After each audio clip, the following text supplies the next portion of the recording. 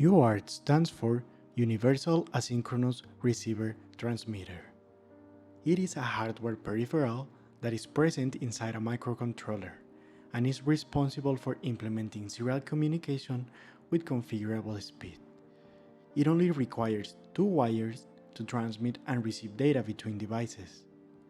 The UART transmits data asynchronously, which means there is no clock signal to synchronize the output bits from the transmitting device going to the receiving end. So, since no clock line is used for the UART protocol, the users instead specify a particular baud rate for the two devices. A baud rate indicates how many bits are transferred over the data lines in a 1-second time frame.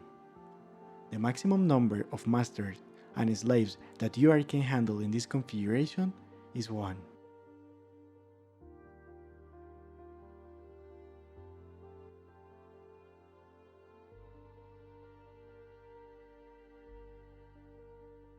The function of UART is to convert the incoming and outgoing data into a serial binary stream.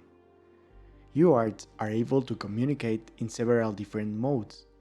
The first one is full duplex, that is a simultaneous communication to and from each master and slave. The second one is half duplex, which means that data flows in one direction at a time. And the last one is simplex. In this mode, the data communication is one-way only. In UART, the mode of transmission is in the form of a packet. A packet consists of a start bit, data frame, a parity bit, and stop bits. The UART data transmission line is normally held at a high voltage level when it's not transmitting data. To start the transfer of data, the transmitting UART pulls the transmission line from high to low for one clock cycle. When the receiving UART detects the high to low voltage transition, it begins reading the bits in the data frame at the frequency of the baud rate. The data frame contains the actual data being transferred. It can be 5 bits up to 8 bits long if a parity bit is used. If no parity bit is used, the data frame can be 9 bits long. In most cases, the data is sent with the least significant bit first. Parity describes the evenness or oddness of a number. The parity bit is a way for the receiving UART to tell if any data had changed during transmission. Bits can be changed by electromagnetic radiation, mismatched baud rates, or long-distance data transfers. To signal the end of the data packet, the sending UART drives the data transmission line from a low voltage to a high voltage for 1 to 2 bits duration. As I mentioned previously, UART only requires two signal lines to successfully communicate, TX for data transmission and RX to receive data. It is worth mentioning that it also requires a common ground line that is used as a reference point. Okay, now let's see the steps of the UART transmission.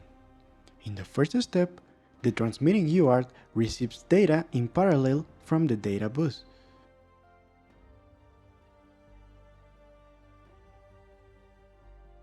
The transmitting UART then adds the start bit, parity bit, and the stop bits to the data frame.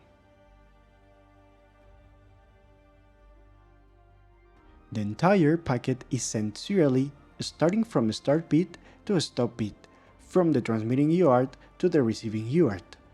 The receiving UART samples the data line at the pre-configured baud rate.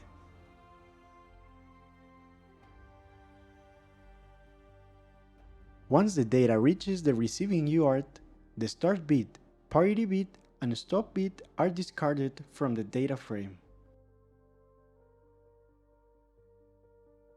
And finally, the receiving UART converts the serial data back into parallel and transfers it to the data bus on the receiving end. Essentially, the UART acts as an intermediary between parallel and serial interfaces. The transmitting UART converts parallel data from a controlling device like a CPU into serial form, transmits it in serial to the receiving UART, which then converts the serial data back into parallel data for the receiving device.